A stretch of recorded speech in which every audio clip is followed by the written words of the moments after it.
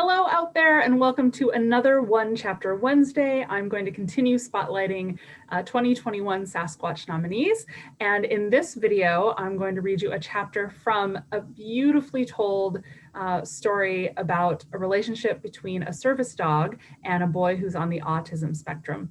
The book is Chester and Gus, written by Cammie McGovern. If you like realistic fiction, if you like books about animals, if you like books that'll pull at your heartstrings or teach you about people who are different from you, then this is going to be perfect. I didn't choose the first chapter. I went in a little ways into the book to give you a sense of the main character, Chester. That's the dog, and he's the one who's actually telling the story. And then his interaction with Gus, the boy that he's been paired with. Now, Chester was being trained to be a service dog, and he was not chosen after his training was complete. And apparently, if that happens, then he cannot be chosen as a service dog anymore. He will be adopted out to a family. And this particular family knows that they could really benefit from having a dog like Chester, who's extremely smart and caring and empathetic, but Gus doesn't really like dogs. The boy is nervous around them. He is not very verbal, doesn't have a lot of words. And so the book is about the relationship that forms between Chester and Gus and how it impacts both of them. So I hope you enjoy this beautiful story. Here we go. I chose a chapter called Windows and Movies. I've seen Gus twice now, and though he walks a little funny, he doesn't use a wheelchair. He's also not blind and he isn't deaf. Still, I can tell he's different from other boys. For one thing, he doesn't talk. He can talk, I think, he just never does, except a little bit to himself. I don't think he means for anyone else to hear him, because once he said 3 words together and Sarah stopped what she was doing and clapped. That's his mom. Nice talking, Gus. That was from the movie we watched last week. What made you think of that, I wonder? Gus got up and left the room. I think it was an accident that she'd heard what he was thinking. I watched this from my bed in the kitchen and thought, he has the opposite problem as me. I have thoughts I want to say and can't. He has thoughts he wants to keep inside and can't. Mostly, though, he never talks.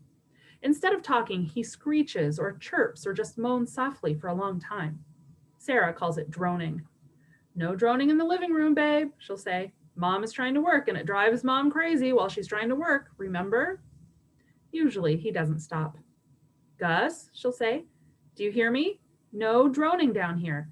If you have to drone, go up to your room. He still doesn't stop. Gus, I'm going to count to 3. Then it's like his brain is listening, because if she says she's counting to 3, he stops. He doesn't want her to count to 3. I keep my head down, but I watch all of this carefully. Except for Gus's droning sounds, it's quieter here than it was at Penny's. No one watches TV all the time the way Penny did. Gus spends most of his day standing at a window in the living room, staring out at the front lawn and a tree. I sit behind him to see what he's looking at, which isn't much. I'm not sure why he looks out the window when nothing changes or seems to happen out there. It's late summer, so there's no wind and even the leaves don't move really. At Penny's house, the TV was on almost all the time, which I loved. TV shows helped me learn a lot about people.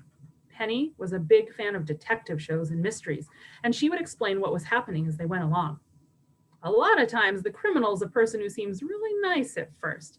Sometimes even old ladies are killers. It's who you don't expect, she once told me.